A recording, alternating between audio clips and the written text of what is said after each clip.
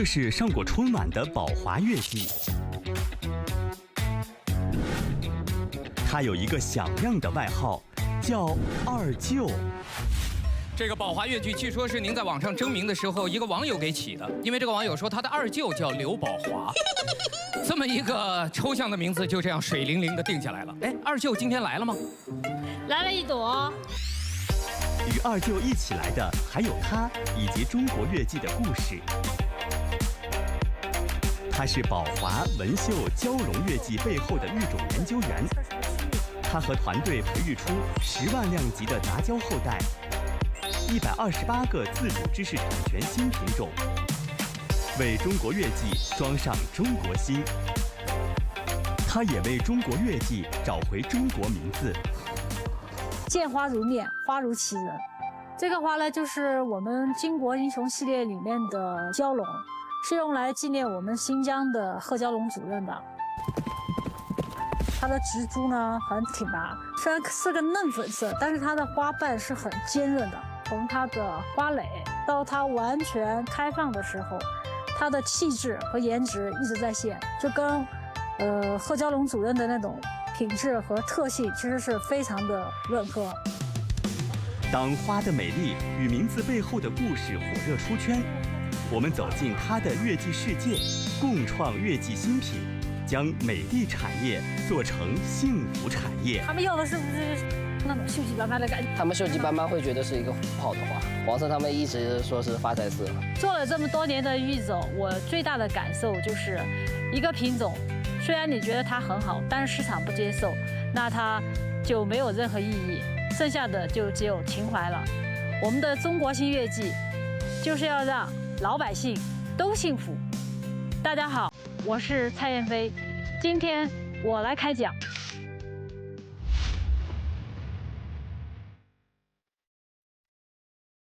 我们的育种基地呢，主要有3个区域，分别是我们的种子资源收集保存和单株选种区、14组的测试区，总共有2万多的优株和株系在进行同步的种植测试。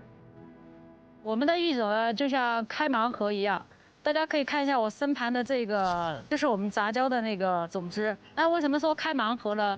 它这个因为每一个果实里面这些10多粒或者是多少粒种子出来，它每一个都不一样，所以你也没有办法去预判它的每一粒种子会长成什么样，就跟我们开盲盒是一模一样的感觉。这些所有的种子呢，我们都会让它就是萌发以后种植到我们的单株的一个测试区域。那么在这个区域呢，每一颗种子它都要在这里养了开花。那么在这个一个区域的话，我们是种植测试3360个单株。在这个区域，大家会看到我们插上了不同的牌子，就是有黄色的、蓝色的。黄色牌子呢是代表淘汰的那个植株，蓝色牌子呢是代表了就是优选的植株。在这个区域的话呢，我们会筛选大概5%的一个比例。在下一个阶段的测试呢，我们将每一颗种苗扩繁到14颗，这就叫14颗的测试区域。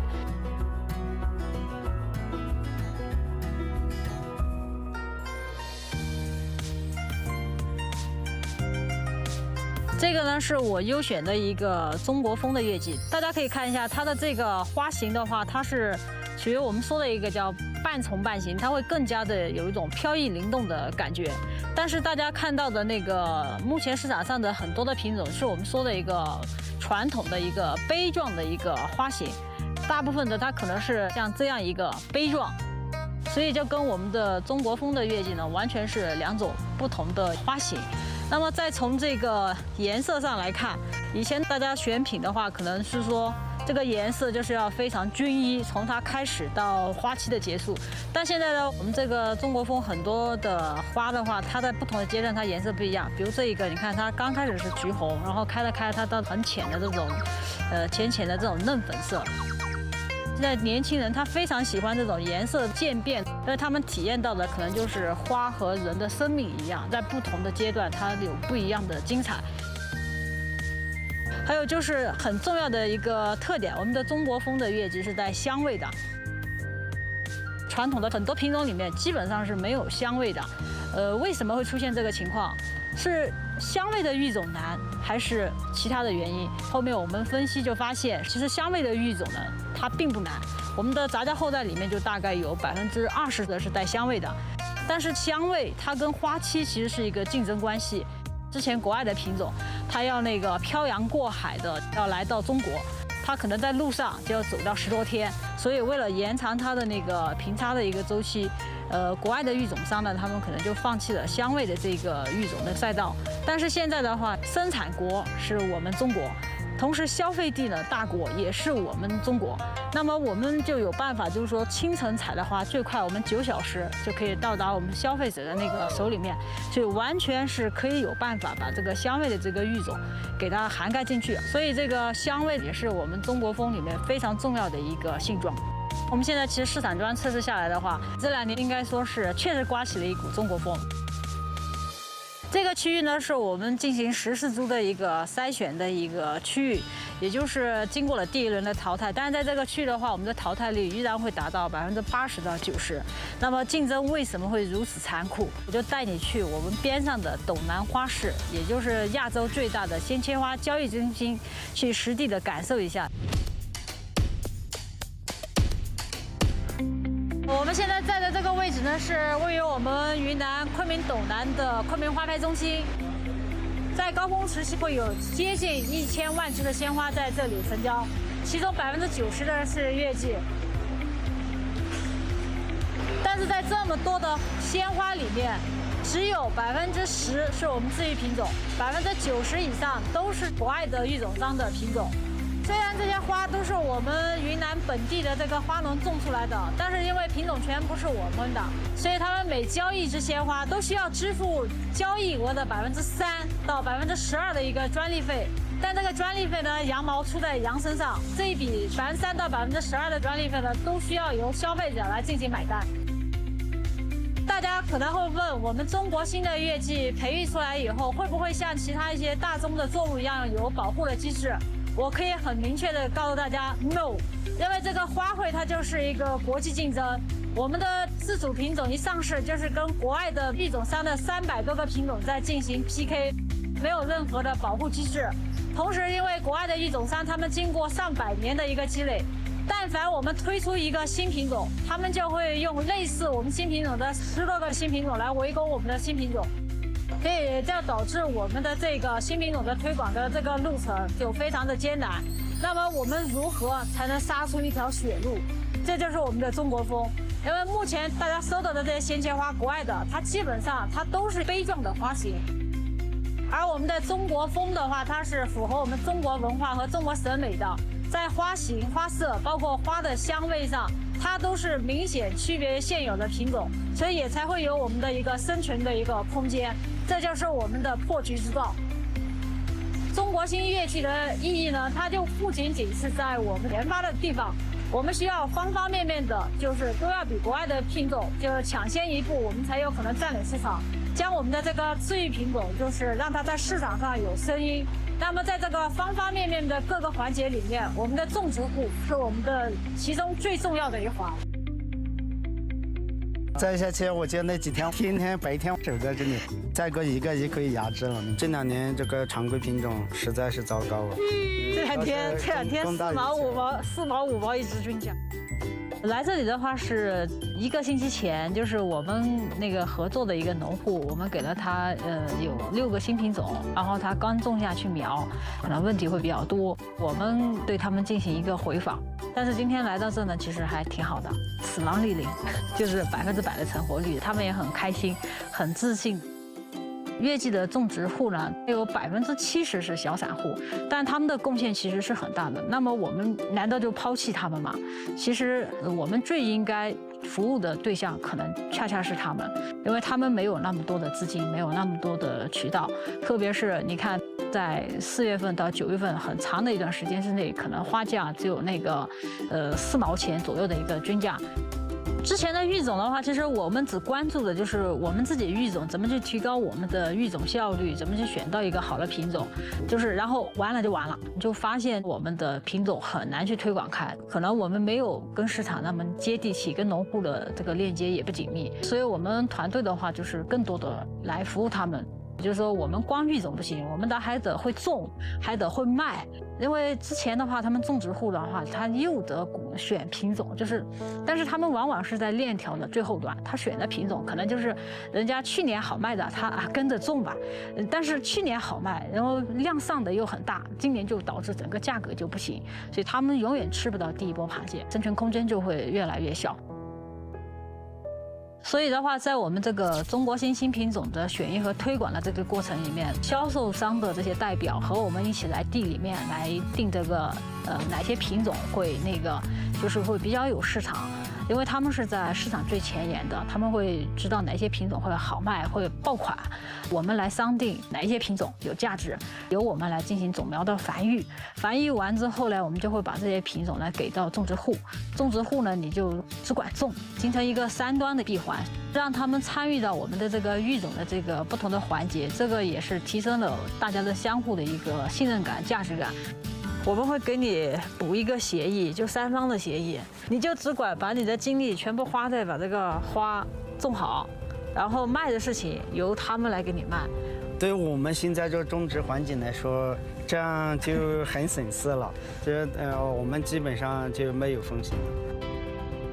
在中国新月季的这个销售的这个情况和种植的情况方面呢，其实我还挺自豪的，就是今年我们的整个的那个中国新的月季种苗的订单量已经超过了100亩，100亩的一个种植面积，这是前所未有的一个高度。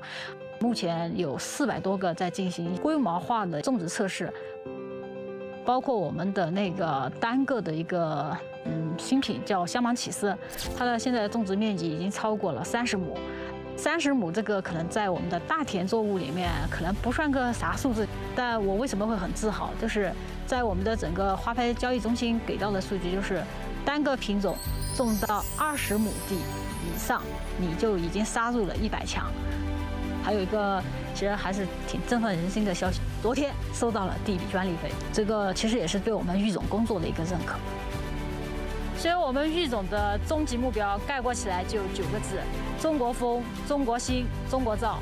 中国风是我们独特的审美体系，中国新是我们自主品种为内核，中国造就是我们本土高效规模化的本土产业生态。我们正在闯一条全新的赛道，就是要让我们的中国风、中国新、中国造的中国月季为我们的花农、为老百姓的幸福而盛开。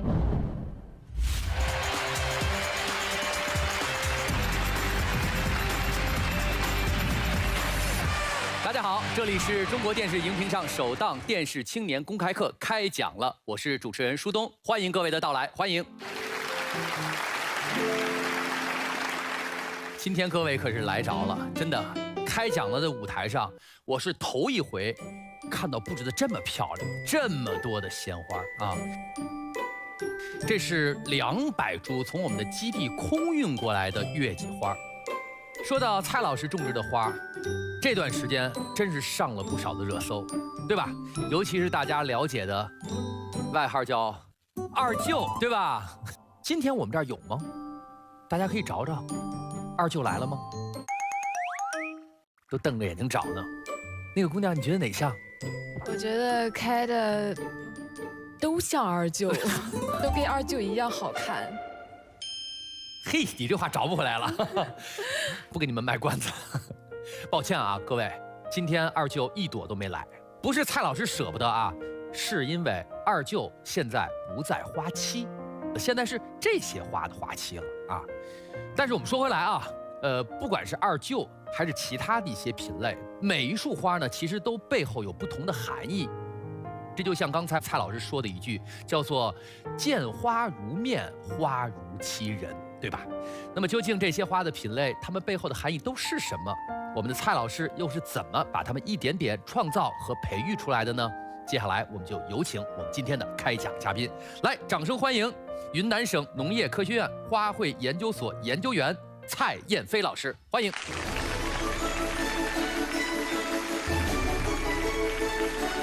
你好，蔡老师。哎，主持人你好。掌声送给蔡老师。大家好。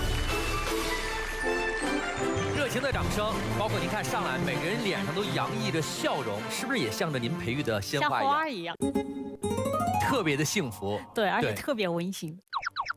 所以我们说到，其实蔡老师培育的花主要是月季，但是去看蔡老师的号，他的号叫做蔡老师的玫瑰故事。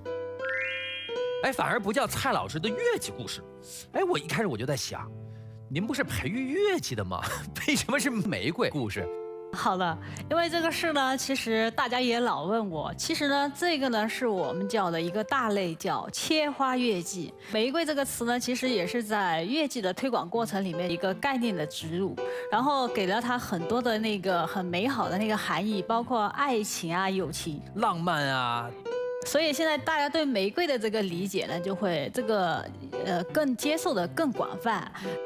其实它是个什么花，它到底叫月季还是叫玫瑰，其实并不重要。其实更重要的是让大家去欣赏到这些美丽的花。所以玫瑰这个概念呢会更通用，所以我就把我的叫做了蔡老师的玫瑰故事。但是它们为什么长得那么相似？这个月季和玫瑰它到底有什么区别？怎么来区分？我们叫的玫瑰、月季，包括大家可能还有一个词叫蔷薇。蔷薇，它其实几个呢都有点像表亲的那种关系，但它都属于蔷薇科蔷薇属的一个植物。但咱们这个玫瑰呢，它就是蔷薇科蔷薇属里面的龟尾族，然后咱们还有一个蔷薇族。因为月季的话，本身它其实是用蔷薇杂交而成的，而且这里面也有一个概念叫古老月季和现代月季。这个呢，应该是我们的一个古老月季，大家可以看它是不是就是单瓣的一个类型，另外比较单薄，就是有五个花瓣。但是大家看我们现场的这些，你看它的花瓣就是层层叠叠的了，这是已经改良过的。古老月季它的非常少。就包括我们的月月红、月月粉，只会开一次花。1867年，用国外的蔷薇跟我们中国的古老月季进行杂交以后，就出现了一个茶香月季，它带有一种茶香的味道。之前的咱们叫古老月季，之后的就叫现代月季，有一个分水岭，所以就往后的咱们都叫现代月季，所以这些都叫现代月季。但是玫瑰和月季的话呢，它的从外形上也有很多区别。大家可以看一下，这个是一个很典型的玫瑰。这是开放了的。对，开放的这个玫瑰，一看它就是5个花瓣，然后的话是单瓣的。然后大家可以仔细看一下它那个叶，就大家一直说的那个有褶皱，叫纸质叶，有点皱巴巴的那种感觉。但月季的叶子大家可以看是很平滑的，可以给大家现场演示一下啊。我摘一个，咱们这个叶片叫一片整叶，然后这个1、2、3、4、5是不是？对，5个小叶。但玫瑰的话，它一般是有7到9个叶片，这个是最简单的一个区分。我们再看看，它这个应该是那个食用玫瑰里面的那个墨红玫瑰，但是大家看它现在跟月季是不是已经长得很像了？花瓣也很多了，对，也很饱满了。对，但是它还是属于玫瑰的那个大类。这是改良了。改良了以后，它的很多性状就会跟之前就不一样。但是呢，其实用我们讲了这么多，大家可能都不知道怎么区分，我就告诉你们一个。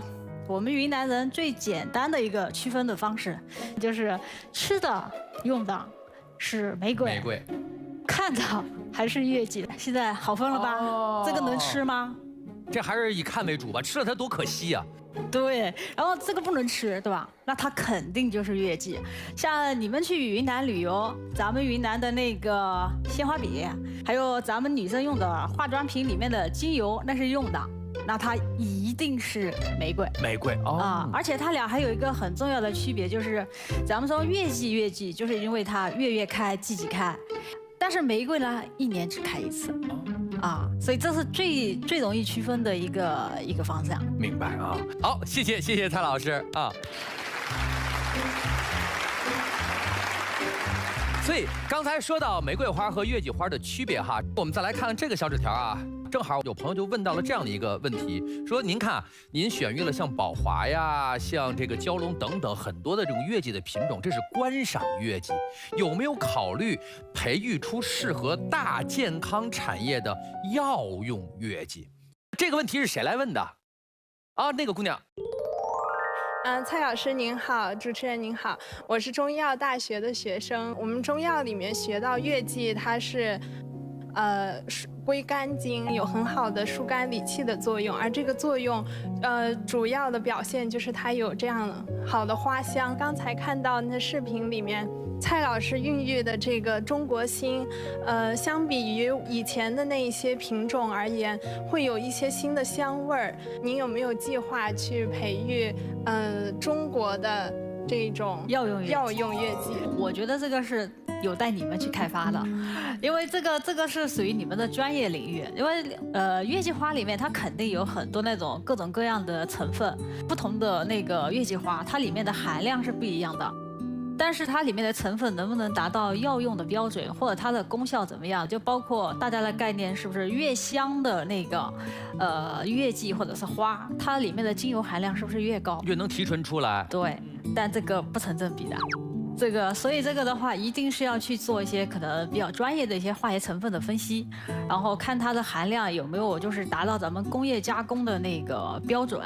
其实这个咱们现在乐器的整个用途还只是在观赏，其实包括的也有人说能不能吃，但是我现在只能回答你的是，可能吃不死，但是有没有功效我不知道。会有的。对，这个就需要你们去挖掘。明白，谢谢老师。我们再来看看下一个小纸条啊，有观众提到了这么一个问题，说我们这不就是先切花吗？就是我怎么就总是养不好？到底是我养的问题，还是这花的品种问题啊？这个问题是谁提的？你们俩都提了，提的人还挺多。行，分别说说啊，你觉得是谁的问题？平常时候我也会买一些这种鲜切花，这个花的话面临一些难养活、易生病一些问题。我还是想知道，我如果在家里种植，你能不能为我们推荐一些在家里种植的，易培养的品种呢？他还是觉得是花的问题，他还是觉得他没觉得是他的问题。对，请坐。我们再来问问你小伙子啊，你觉得是你的问题吗？我觉得应该有我一部分的问题，因为我平时可能也比较忙，然后最开始呢，我就买一些是已经开放的鲜花，然后插在家里面，但也就没有几天就枯败了。其实2个原因都有，就是一个呢，就是咱们从品种上，一个呢是它的那个花，可能就是它的那个品种就不会开，就包括大家很熟悉的一个品种叫艾莎。你肯定买过，但是那个就是个我们叫的铁头，云南人说的铁头，就是很硬很铁，你肯定是擦不开的。就你怎么养活它也不会开，它在地里面它都不会开。第二个呢，就是咱们自己的因素了，你选择对了好的品种，你看像我们现场这些是不是开都非常非常好，它有一定的科技含量，就是在水里面其实它是有那个保鲜液。保鲜液的话是可以让它的整个花的寿命延长1倍以上，所以有养花人的因素，又有品种的因素，不能归结为就是我没养好或者花不好啊。这位小姑娘说的有没有那种适合种的，就是好种一点的？这个呢其实是可以实现的，但是我告诉你一个大实话啊，月季是个药罐子。因为它很容易得各种病、各种虫，什么红蜘蛛、白粉病、白粉虱，然后什么灰霉、霜霉，对这个种植的挑战比较大。所以我经常跟人家说的，要把月季彻底养死很难，要种得很好也很难，半死不活最简单。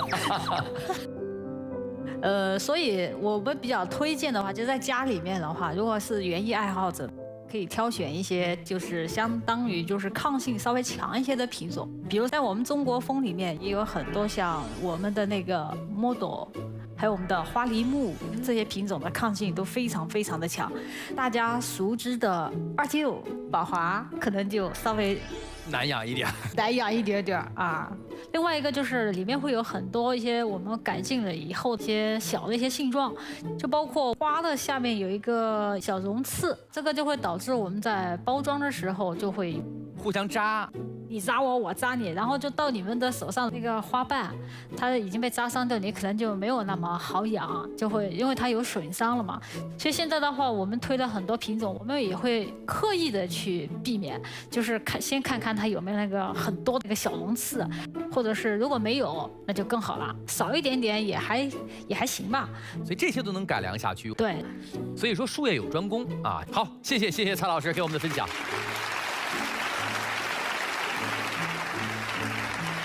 我们再来看看下一位青年朋友提到的小纸条，说总感觉我在市场上买到的一些好看的花儿都是进口的，上面会打一个进口那个标签儿，这是为什么？这是谁问的问题？就是刚刚看了那个短片，也是说鲜花其实作为一个小小的东西，也是参与到了国际竞争中的。但是当我们走进花店的时候，可能会看到很多标签上标的是进口，并且这些花好像卖价更高。我就在想，它真的是进口吗？因为大家概念里面可能就觉得进口的可能品质更好，然后就打个进口的这个标签就能卖更高的一个售价。但是从种源上来讲，目前的话，你在花店看见的品种基本上都是进口种源的品种，所以他讲进口其实也是对的。就是种源是进口的，但是培育，但是它的种植呢，有可能是我们国内种植的。我们也是世界的这个鲜切花的3大主产区，特别是咱们月季，我们的产量占到了3大主产区的48%。现在我们整个这个鲜切花的种植的水准，已经跟咱们世界最发达的荷兰是一样的了，可能有些鲜切花的品质已经超过进口的，所以我们现在云南也是花卉的出口大省，很多国家都进口我们的鲜花。对，所以您培育的这些中国心，不仅能够走入我们老百姓的家里，同时也能走进全世界其他所有爱花人他们的家里。这是我们的最终的道路，因为这个鲜花刚才也说了，它就是一个国际化的大的流通物。目前的话，是我们的国内的市场被很多国外的品种在充斥，但是我们提出的中国风系列是不在国外育种的那个范畴里边。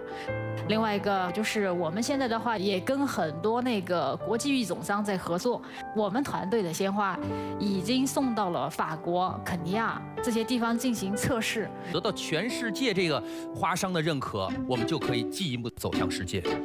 其实这个，咋说呢，非常自豪。就是，有一家国外的很大的育种公司，法国的，前几天我发了一个新品种的一个编号，然后他们在国内的代理商就是看见了，然后就很热情的跟我说：“蔡老师，把你那些中国风给我点来测试一下吧。”就是现在是他们主动找我们，要我们很优秀的中国风品种啊。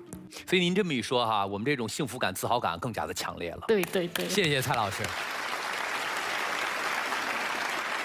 我之前来的时候做了一下功课，其实月季的本源真的就在咱们中国。是的，对吧？是咱们中国人最先把它来进行驯化，或者叫可以叫驯化，肯定叫驯化吧。但是后来，那个外国人看就觉得挺好。他们拿走了以后，在最近这100-200年中，可能他们在这方面的培育啊更领先一些。对的。但是，今天我们又迎头赶上了。其实我非常赞同您的观点，而且说是在某一些方向上，就是我说的中国风，其实我们是领先于他们了。但是这个就光从育种上来讲，再到后端的市场推广的话，道路会更漫长。我们一步一步走，相信未来中国风的月季一定会在世界的花卉市场上占有一席之地。咱们一起期待。谢谢蔡老师。我们今天还有很多的来到现场的观众朋友们，也有问题想向您提出。我们先来邀请一位老朋友，您肯定也非常熟悉，张全兴是吧？对，我已经看到他了。先给大家介绍一下啊，全兴就是刚才大家说的那个最著名的二舅那个宝华那款月季。最开始在网上征名的时候，其实不是蔡老师去征名的，对，就是张老师的手笔。全兴先跟我们说说，就是当时这个二舅这事儿是怎么回事？你一看到那些评论的时候，当时你是什么反应、什么想法？2年前我到蔡老师他们这个新品种的发布会上，我说实话非常的惭愧啊，在去这个发布会之前，我对我们斗南花卉市场对这些国外的这些乐伎是比较熟悉的，反而我对我们国产乐伎不太熟悉。所以当我到蔡老师他们那个现场之后，有500多种这个新品种就摆在那儿，当时一下脑袋都炸了哇！我说居然我们这里有这么厉害的科学家做了这么了不起的工作，那我们是作为科普博主嘛，我们有义务有必要去帮蔡老师做的这个工作。那么到去年冬天的时候，蔡老师他就拿了一束看起来平平无奇的乐伎给了我。平平无奇。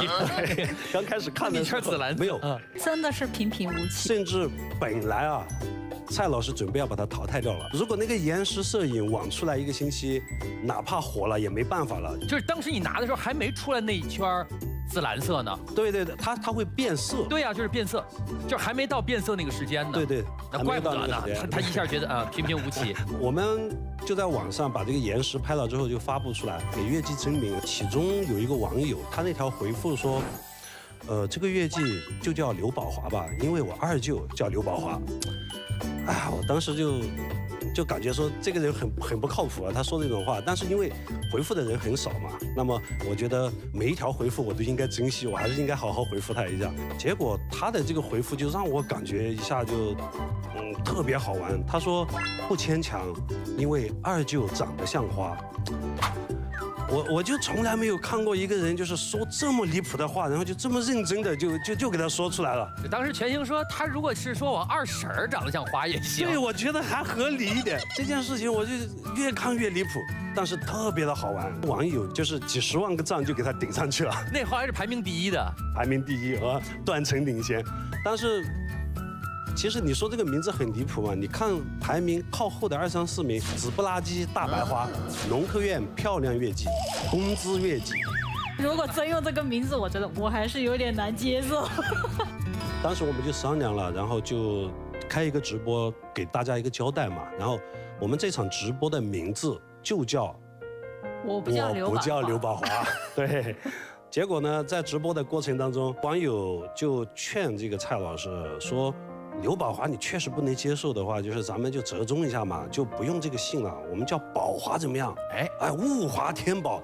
蔡老师一听，哎呀，很国风啊，这个名字，对，也很好记，他脑子里就只有宝华这个名字。然后也非常的巧，宝华乐伎它的这个花色就是带紫边，然后有点粉白的这个配色，它跟郑望君先生就是命名的这个宝华玉郎几乎一模一样，就是一种巧合，就感觉，对，就好像有一种宿命感哦，对上了，就对上了啊！这个名字真的就成了这个新品种的这个名字。二舅是个人物，是。今天其实我们也选了一个乐伎新品种到现场来争名，然后我们看一下这个乐伎新品种。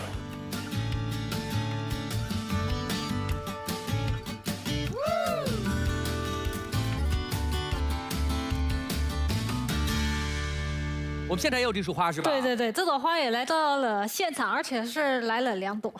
这一朵花它是同一个，只是不同的开放度。这2朵花是我和张老师一起在育种基地选的。这个品种也很神奇，我们的鲜花采收度不是有1、2、3、4、5个度嘛？这个花呢就刚好就开了5枝花，然后1、2、3、4、5个度的花都有，全占上了。对，另外一个呢就是这个颜色它很耀眼。另外你闻一下。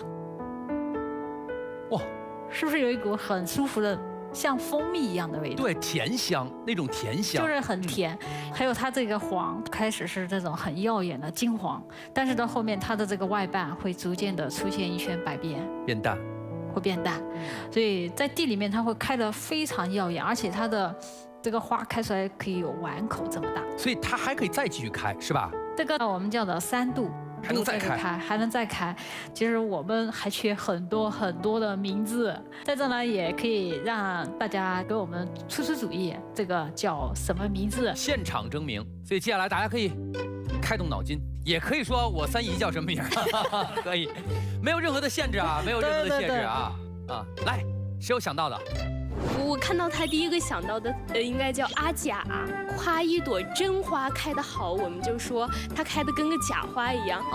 然后还有一个就是阿甲在某些地方，它是对于自己姐姐的称谓。花儿，我认为它在很大一种程度上，它代表着女性的一种美，那种知性，那种优雅，那种坚韧端庄。我有想到2个名字，第一个名字叫晨光，因为蔡老师有讲到这个花它是分为5种绽放的形态，让我想到了我之前在泰山上看日出，最开始的时候太阳是一个鲜艳的深色的，随着它不断的上升，它外围的颜色不断变淡，直到最后它完全升到天空上。另一个名字呢是蛋黄，正好对应了太阳日出的这个蛋，并且它也像一颗蛋黄一样。我就想的是君子，月季花它是花期很长的，因为它是能在1年4季都能见到的。像君子这样有美德的人，在人间是可以常相见的。我想到的名字是蜜光，蜜是蜂蜜的蜜，它是有很香甜的味道。这个蜜的背后呢，是众多科学家、花农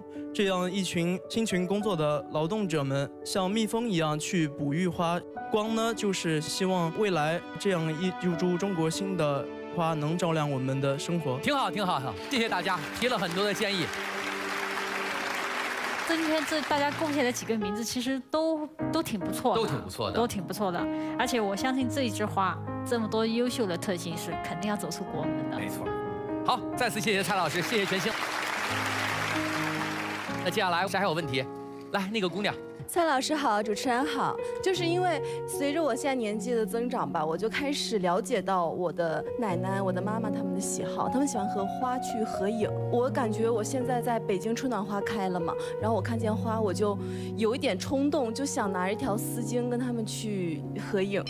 所以我很好奇，就是老师您培育了这么多的花，我觉得您会有这样的心态变化吗？其实心态的变化会有。就因为我做花其实挺久了，我可能是我们所做过的研究种类最多的。我从我们最开始的报春花，然后到咱们熟知的铁线莲，藤本皇后铁线莲，再到咱们的这个高山杜鹃，再到这个山茶，然后到三角梅、大花飞燕草，还有洋桔梗，他们就说我是个花心断萝卜。但是也有不变的东西，就是我为什么来做这个行业的那个初衷。我本来是来自农村的，在这个过程里面，我就不断的感受到花这个本身它就是一个很美好的产业，它可以带动非常非常多的人去致富。其实我们的花农是在最底层的，然后他们是最需要我们帮扶的对象，所以这条初心呢是一直没变。我从22年开始就转到做月季，那时候是我们国家整个设施还有无土栽培技术的一个高速发展的时期了嘛。但是那时候呢，我们的整个种植户他对这种设施、这种种植的一些技术，要不就为零，要不就是全荷兰，就全套进口。但是进口以后就是发现投资非常高，能耗也很高，就算下来其实大家没挣钱，还甚至可能赔掉，有可能会赔。对，所以我们刚开始其实压根儿就没有往育种的方向上去研究的核心是怎么把花给它种好，把无土栽培这套技术给它用起来，把设施啊这些给它减配，用更低的成本，但是去生产品质一致的鲜花了嘛。所以干的是这个，但是在干这个事情的过程当中呢，我又比较花心。然后我就觉得啊，我有这么好的资源，收了1000多个品种，那我做育种嘛，那我从山茶的育种跳到这个月季的育种，有点像降维打击一样，所以一下子我们那个就出来了很多的那个新品种，花也种得很好啦。这也是我们团队为什么会快速出圈的一个原因。其实你看他的状态一直是没有太大的起伏的，就是我干什么事，我踏踏实实去干，抓我的优势，带我的团队，要为了那些花农，为了他们那种经济发展和他们的生计，我去付出的。而且他一直特别平和，特别轻松。因为很多职场哈，一说到这个，就是大家很不愿意上班，就是上班太痛苦啊。其实我们团队只有5个人，中间有很多困难，就包括有老师就是当时调色师的时候，24小时啊，全在温室里面，拉个躺椅就在里面，就这种干了，可能1个月。但是大家就升华成我愿意为这个事情去做出我自己能做的那个贡献。在这个过程里面，我们收获了很多，包括团队之间的一些友情，包括我们的一些成果。当然了，我们的收入也是翻着走的。那肯定嘛，做出成绩来了。所以大家都很热爱这个事情，就变得很开心，开开心心上班，开开心心回家。我觉得也给很多，尤其现在年轻人，对吧？心态调整提供了一些经验。刚才那个姑娘你说的，就是现在你特别像你的那些七大姑八大姨一样去和花照相，我觉得你就很好了，因为就是你有这样的心态，对，愿意去和花接触，因为你能感受到它带给你的那种幸福感，传递给你的那种幸福感。现在不有个词儿吗？叫做情绪价值。对吧？物质生活现在很丰富了，对，关键就是能不能给你带来精神上的愉悦的一种享受。花就是一种啊，花是最好的选择。对啊。好，谢谢。我们再来找一位观众朋友，黑衣服这个姑娘。蔡老师，主持人好。我本身是学植物的，然后呢，但是现在做的工作是插花啊，那结合挺好。对。然后呢，我现在也会就是遇到一个问题，我做插花之前会跟别人聊到一些想法。那我们可以看一下上面这6束花，这是我就是经过了6次，然后不停的去改。去出的一个设计款，然后进行比稿。这里面用到的都是月季，里面会稍稍的添一点中国的元素在里面，比如说我们的枝条的一些线条啊在里面。但是在这个过程中，他们可能有时候会对我的设计不太满意，那我也会一直在不停的去改版。然后呢，我就想问一下蔡老师，在选育这个品种的时候，会不会担心我选择这个品种偏小众？蔡老师，有没有您之前花了很多的精力，精心选育的一个品种，结果出来以后，太小众了，不被认可，不被接受？有的，还这样的品种其实还不少。比如说我们里面有一个叫红妆梦，它是那种红色质感带丝绒感的，它头2天吧开得非常的好，从第3天开始它就往回缩回来以后，消费者就不接受了，花期太短了。它不是开败了。它就是这个特性，在这个拍岩石的过程里面，我们甚至发现了一个很有意思的现象，就是那个花的开放像鱼呼吸一样，就一张一合。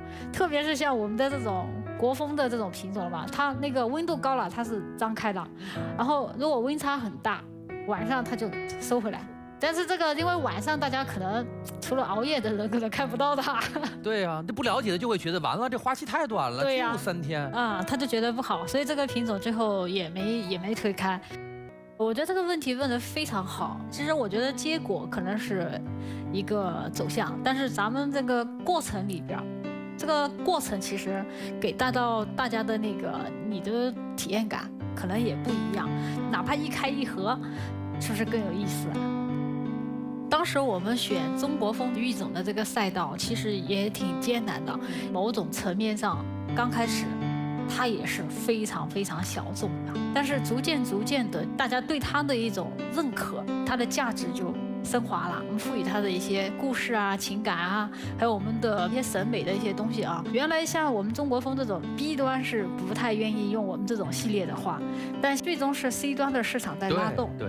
就是小众的东西，可能是在做为后端的这个更大的产业做引领，对。所以我觉得姑娘你肯定有你自己的审美，就客户有他客户的审美。当出现这些冲突的时候，首先我们要坚定自己的这个信念。其实只要你努力方向是对的，你持之以恒的去做去积累，总有一天你会收获你自己的那一个大众。好的，谢谢蔡老师。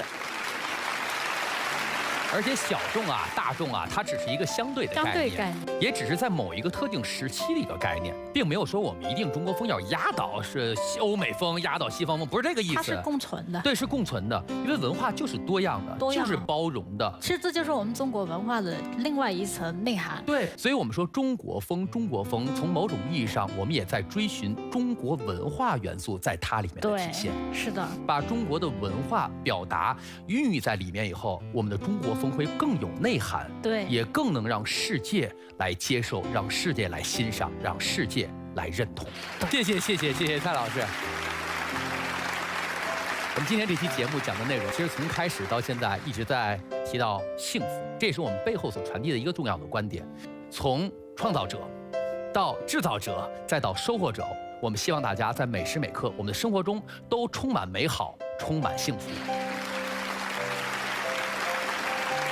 再次谢谢今天蔡老师给我们带来的精彩开讲。那在节目的最后，还是让您把名字留在我们的这块题板上。中国心让最美的花为百姓的幸福而开。谢谢，感谢大家收看我们这一期的开讲了，观众朋友们，下期节目再见。只要给我机会去疯狂，每片风雨浇灌的彩虹。